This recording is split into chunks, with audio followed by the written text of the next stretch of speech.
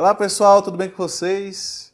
Mais uma vez, professor Otinho, vamos falar agora da aplicação dos conceitos de equilíbrio químico em substâncias iônicas, ou eletrólises, que é o equilíbrio iônico, certo? Então, como eu falei para vocês, o equilíbrio iônico nada mais é do que o equilíbrio químico aplicado às substâncias que são ionizáveis ou dissociáveis. Ionizáveis, no caso, substâncias moleculares, que têm uma alta diferença de polaridade, e dissociáveis, que são sais, bases e óxidos solúveis. Solúveis em água, evidentemente, certo? Assim como o grau de equilíbrio determinava o percentual de moléculas que entravam em equilíbrio, na mesma forma, existe o grau de ionização, que vai dizer para a gente qual a quantidade percentual de moléculas que se dissolveram em relação à quantidade inicial. E eu queria fazer uma meia-culpa, porque lá na aula 31, que eu falei de ácidos, no finalzinho da aula 31, eu falei sobre força ácida. E eu falei de força ácida citando uma regra de acidez, dizendo que a força ácida pode ser dada também pelo grau de ionização, mas somente para os hidrácidos. Então, a Jéssica Luiza observou muito bem que achou estranho aplicar essa regra somente para os hidrácidos. Minha jovem, você está certa. Na verdade, qualquer substância ionizante, você pode calcular o seu grau de ionização. Então, tanto faz ser ácido, base, ou então mesmo, como eu estava falando naquela aula, sobre hidrácidos e oxiácidos. A quantidade de íons H+ em solução vai determinar sim a sua força. Então, deixo aí meu agradecimento à Jéssica, que apontou isso no nosso vídeo. Muito obrigado. Então, qualquer substância ionizante pode ser capaz de ser calculado o seu grau de ionização. Da mesma forma que fizemos nas substâncias moleculares em equilíbrio químico, nós fazemos aqui com as quantidades de mols de íons em solução. Então, qual vai ser o grau de ionização? Para substâncias iônicas vai ser o número de mols ionizados, ou seja, dissolvidos em solução, pelo número de mols total. Eu posso representar de forma fracionária ou posso representar de forma percentual, multiplicando por 100. Então, como é que é isso na prática? Vamos lembrar da nossa aula de sais, algumas coisinhas que vale a pena ser refrescadas, como por exemplo, nós temos dois sais, cloreto de sódio e sulfato de bário.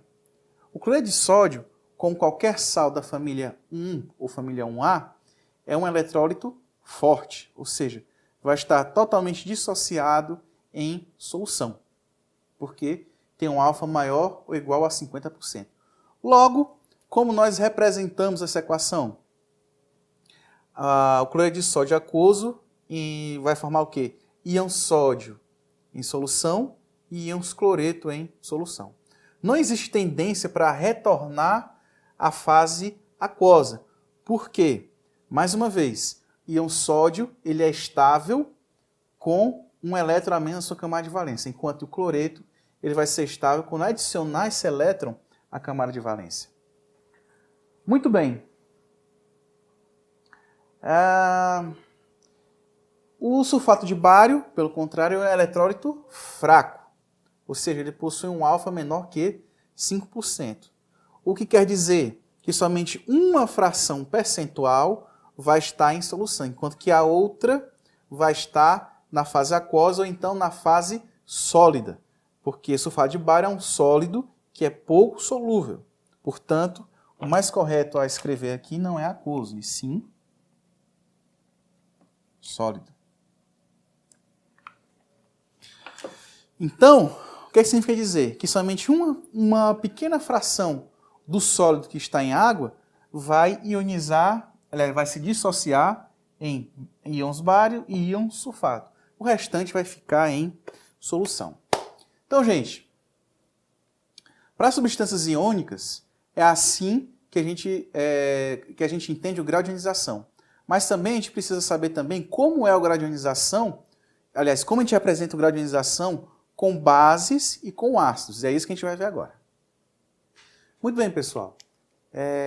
Da mesma forma que nós vimos na parte de equilíbrio químico, em que a constante pode determinar o quão deslocada a reação está, da mesma forma a gente pode utilizar esse conceito para determinar a força ácida ou básica de ácidos e bases.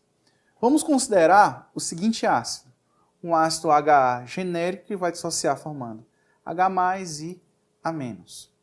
Como a gente já sabe, a constante de equilíbrio dessa reação vai ser produto das concentrações dos produtos formados dividido pelo produto da concentração dos reagentes. Como nós estamos tratando de ácidos, essa constante ela tem um nome especial, que é chamada de constante ácida. Da mesma forma, a gente pode aplicar esse tratamento para as bases. Vamos supor uma base genérica qualquer, BOH, em que, na sua dissociação, forma-se o cátion B+, e OH-. Da mesma maneira, nós podemos escrever a constante de equilíbrio como sendo concentração de B vezes a concentração de OH dividido pela concentração inicial do hidróxido da base. Então veja, se Ka significa constante ácida, qual vai ser o nome para a constante das bases? Vai ser constante básica, Kb. Então vejam só. Da mesma forma em que nós sabíamos do deslocamento da reação em função do valor de K, aqui a gente vai saber se um ácido é forte ou fraco, se vai existir mais ou menos íons H+, deslocados para a direita, ou seja, se formam mais ou menos íons H+, por causa dos ácidos, ou se tem em solução mais o H- em solução pela constante de equilíbrio. Pois bem, vamos ver aqui na constante ácida. Então a gente já sabe, se a constante for maior que 1, a reação está deslocada para a direita. E qual a reação deslocada para a direita? É a dissociação, aliás, a ionização do ácido, formando H+ em solução. Logo, quanto maior for a constante, mais forte será o ácido. Por exemplo, a constante ácida do ácido perclórico é próximo de 10 a décima. 10 a sexta vezes 10 a 4. Então são 10.000 vezes 1 milhão. Né? Então é um ácido bastante forte. Ao contrário, se a constante de equilíbrio for menor que 1 para os ácidos, significa dizer o seguinte, que tem pouco H+ em solução e o ácido vai existir na sua forma molecular. Portanto, se a constante for menor que 1, o ácido vai ser fraco. Como, por exemplo, a constante do ácido fluorídrico. Ele tem uma constante de ionização, aliás, uma constante ácida menor do que 1, próximo de 10 a menos 4. Nas bases, a gente pode ter o mesmíssimo raciocínio. Se a constante básica for maior que 1, significa dizer que o hidróxido inicial está totalmente dissociado no cátion da base com a hidroxila que o acompanha. Por exemplo, o hidróxido de lítio tem um Kb maior que 1, ou seja, um valor próximo de 2,3. A recíproca é verdadeira. Se a constante básica for menor que 1, significa dizer que nem todo o hidróxido ou mesmo o cátion estão em solução, sendo que a maior parte deles está na forma molecular ou na forma iônica, certo? Então, significa dizer o seguinte, se Kb é menor que 1, a base é fraca, como no caso do hidróxido de amônio. O hidróxido de amônio tem uma constante de 10 a menos 5. Muito bem, pessoal. Vamos ver a seguir quando nós temos ácidos polipróticos e bases com mais de um hidróxido na sua estrutura. E como é que a gente calcula esse troço. Muito bem, gente. Vamos ver agora como é que seria o comportamento químico no equilíbrio de um ácido que é poliprótico. Como nós vimos na nossa aula de ácidos, os ácidos polipróticos são aqueles que liberam mais do que um próton em solução. Vamos pegar o exemplo do ácido sulfúrico. O ácido sulfúrico ele é um ácido diprótico, ou seja, ele libera 2 prótons em solução. O que a gente observa? Que na desprotonação do ácido, o que a gente observa? Que o primeiro Ka, ou seja, o Ka correspondente à saída desse próton, ele tem uma constante aproximadamente de 1000, ou seja, 10 à terceira. Sobrou quem? Sobrou um ânion chamado bisulfato. O bisulfato também pode liberar esse íon em solução. Mas o que a gente observa? Que a constante ácida da segunda etapa de desprotonação do bisulfato, aliás, ele é de 10 a menos 2, ou seja, é uma constante menor do que 1. Então, o que a gente conclui? A gente conclui o seguinte, que os ácidos em solução, eles não são totalmente desprotonados. Nós vamos ver na próxima aula sobre pH e pOH que isso não corresponde à realidade. Ou seja, quando a gente dissolve um ácido, não significa dizer que todo mundo saiu, por exemplo, de ácido sulfúrico para íon sulfato com 2 prótons em solução. Isso não acontece. Então, nós vamos ver em detalhes na nossa aula de pH e pOH. Então, o que a gente conclui também? Né? Que as constantes ácidas, à medida que os prótons vão saindo do ácido, eles vão diminuindo a sua constante. Ou seja, na primeira etapa, é a etapa mais, digamos assim, é a etapa mais intensa, como a gente pode perceber no primeiro Ka. A partir do segundo Ka, as constantes vão diminuindo. E qual a regra geral quando você tem um ácido desse tipo? Um ácido poliprótico, que o K1 vai ser maior que o K2, que vai ser maior que o K3, e assim por diante. Uma coisa interessante também de se falar nas soluções ácidas, ou mesmo nas soluções básicas, é a lei nossa, embolou tudo agora. É a lei de diluição de Ostwald.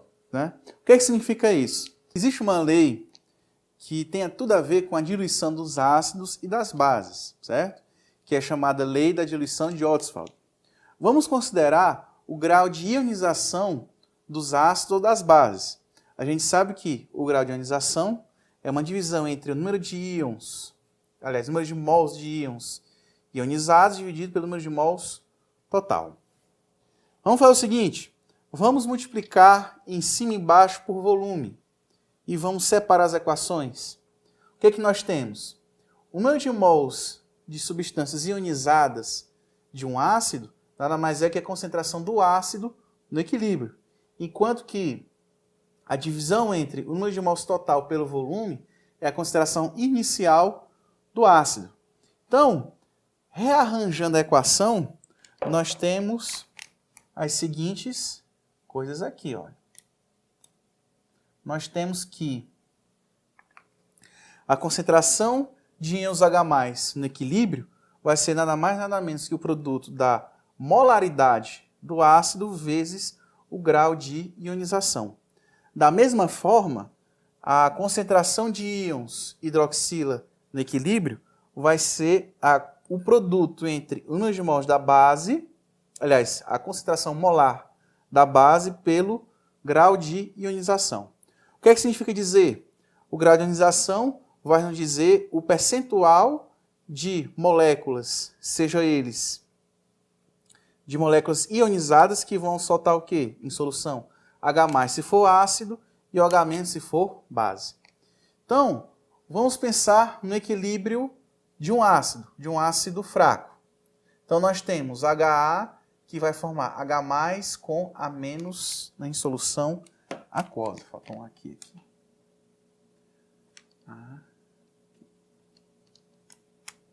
Muito bem. No início da reação, antes dela acontecer, nós temos somente a concentração do ácido sem reagir. Então, é a molaridade do ácido. Quando reage, nós temos que multiplicar pelo grau de ionização, porque esse vai ser o valor vai ser a quantidade que vai ser reagida em relação à quantidade inicial. E no equilíbrio, vai acontecer uma diferença dessa quantidade com essa. Por quê? Essa foi a quantidade que reagiu. Qual a quantidade que reagiu? O grau de ionização vezes a molaridade. Então, isso reagiu para formar quem? Íons H+ em solução e íons A- em solução. No equilíbrio, vai existir um balanço de massa, ou seja, vai ser esse menos esse, que vai dar essa quantidade. Então, essa quantidade vai dar a concentração de HA no equilíbrio. Aquilo que reagiu, no final, vai ser a quantidade de H+ no equilíbrio e também, pela razão estequiométrica, vai ser a quantidade de A- que vai estar em equilíbrio. Então, como é que a gente coloca na constante ácida? H+ com A- dividido por HA. Substituindo, nós vamos ter α² vezes MA², MA, que é a molaridade do ácido, dividido por 1 menos alfa vezes MA. Simplificando a equação, tirando MA de cima e embaixo, o que é que nós temos? Nós temos essa equação, que é o Ka sendo igual a alfa vezes a molaridade do ácido ao quadrado dividido por 1 menos alfa, se for um ácido. Se for uma base, vai ser o seguinte, alfa, que é o grau de ionização, vezes a molaridade da base ao quadrado dividido por 1 menos alfa.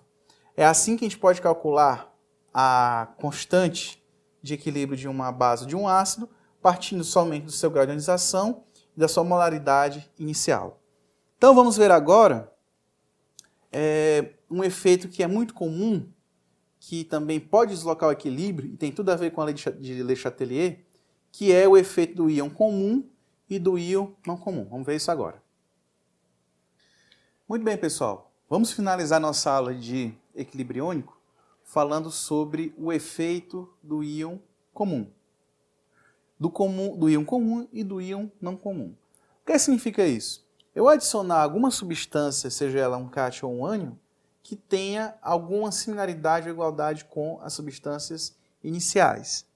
Então veja, como nós estamos falando de equilíbrio, sempre o princípio de Le Chatelier vai ser válido, porque nós estamos num equilíbrio. Por exemplo, nós temos uma base insolúvel, que é o hidróxido de alumínio. Ela tem uma pequena solubilidade, que vai formar o quê? Íons alumínio 3+ em solução, mais íons OH, 3 íons OH-. Vamos pensar o seguinte, eu adicionei hidróxido de sódio a essa solução. Quais são os íons que vão ser formados? Íon sódio e íon hidróxido. Eu também tenho um hidróxido nesse equilíbrio. Então o que vai acontecer? Eu estou aumentando a concentração de hidróxido. Eu estou aumentando a concentração de produtos formados. Logo, o equilíbrio vai ser deslocado para a direita. Nossa Senhora. O equilíbrio vai ser deslocado para a direita. Então, pessoal, quais são os íons comuns que nós temos? É o íon OH-, que vem da base, e o íon OH-, que vem do hidróxido de alumínio. Então, o que a gente percebeu? Houve um aumento na concentração dos produtos formados. E, como diz o princípio de Le Chatelier, se nós aumentarmos a concentração dos produtos, o equilíbrio vai tender ao sentido contrário. E não é direita, é esquerda.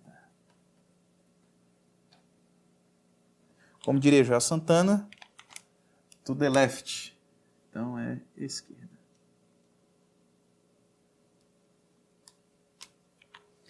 Da mesma forma, vamos adicionar ácido clorídrico. O ácido clorídrico não tem nenhum íon em comum com o hidróxido de alumínio. Porém, o HCl em solução vai formar o quê? Íons H+ com íons Cl-. Ora, se nós temos o ácido com a base, vai formar o quê? Sal e água. Então, o que vai acontecer?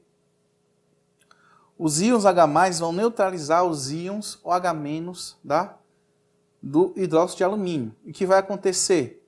Vai diminuir a concentração dos íons OH-. Portanto, pelo princípio de Le Chatelier, o equilíbrio vai ser deslocado para a direita, to the right. Se pensarmos, certo? Se pensarmos somente no alumínio, também aconteceria a mesma coisa. Caso adicionássemos uma substância que tivesse fim comum, como por exemplo, cloreto de alumínio, ou uma substância que pudesse reagir com o alumínio, como no caso, por exemplo, boridrato de sódio. Mas o raciocínio é o mesmo. Vamos pensar agora na dissociação do ácido clorídrico. Formar o quê? H+ aquoso com Cl- aquoso também. Eu adicionei, nesse sistema, ácido bromídrico, que formam o que em solução? Íons H+, e íons Br-. O que eu tenho em comum com o ácido clorídrico? Íons H+. Então, na terceira condição, o que é que nós temos? Um aumento da concentração dos íons H+ em solução, ou seja, estou aumentando a quantidade de produtos formados. Logo, por Le Chatelier, o equilíbrio é deslocado para a esquerda. Agora eu vou adicionar cloreto de sódio. Cloreto de sódio tem o quê? Sódio e cloreto. O que eu tenho em comum no ácido clorídrico? É o cloreto. Então, olha só que interessante. Eu estou aumentando a concentração dos íons cloreto em solução. Significa dizer o quê? Que eu estou aumentando a concentração dos produtos formados, ou seja, o produto de dissociação, aliás, de ionização do HCl. O que significa dizer? Eu estou aumentando a quantidade de produtos. Logo, o Le Chatelier, o equilíbrio vai ser deslocado para a esquerda também. Isso é tão interessante que, se você tentar dissolver cloreto de sódio em ácido clorídrico, ele não vai dissolver, justamente por causa disso. O equilíbrio vai tender à formação de ácido clorídrico e não vai permitir que o cloreto de sódio, e não vai ter, por exemplo, capacidade do cloreto de sódio se dissolver em uma solução de ácido clorídrico. Muito bem, pessoal. Aqui nós terminamos nosso conteúdo de equilíbrio iônico. Na próxima aula nós vamos falar sobre pH e pOH. Em seguida, vamos falar de radioatividade. Então é isso aí, pessoal. Muito obrigado pela atenção de vocês. Se vocês precisarem de alguma coisa... Aliás, se vocês precisarem de alguma coisa, não, né? Se vocês... Legal, né? Bom, se vocês tiverem algum comentário, dúvida, sugestão ou qualquer outra coisa que seja pertinente ao nosso canal, por favor, fique à vontade aí nos comentários, tá bom? Muito obrigado pela atenção de vocês e... au revoir.